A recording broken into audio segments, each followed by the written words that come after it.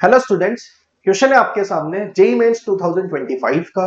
Chapter है electrochemistry and concept यहाँ पे हम लगाएंगे इलेक्ट्रोकेमिकल सीरीज का।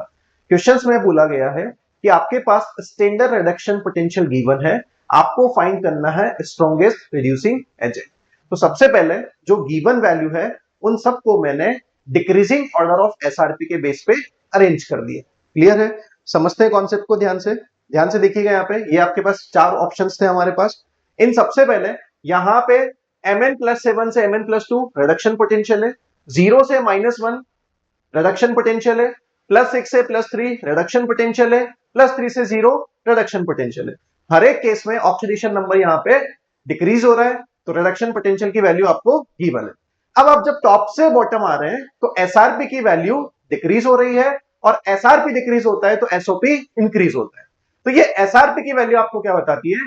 जिसका सबसे कम रिडक्शन पोटेंशियल होगा उसके सबसे कम टेंडेंसी होती है रिड्यूस होने की and highest tendency to oxidise. Clear हो गया? इधर सबसे ज्यादा आपको दिख रहा है एसआरपी, मतलब उसके पास हाईएस्ट टेंडेंसी होगी रिड्यूस होने की, इसका सबसे कम ऑक्सीडेशन पोटेंशियल होगा, सबसे कम टेंडेंसी होगी ऑक्सीडाइज होने की।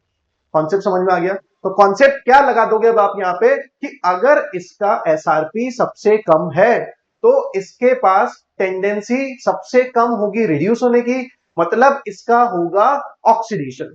और जब इसका ऑक्सीडेशन होगा तो जिसका ऑक्सीडेशन होता है वो बन जाता है रिड्यूसिंग एजेंट।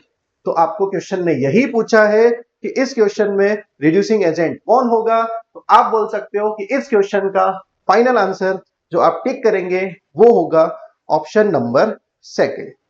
क्लियर हो गया बेटा? Thank you.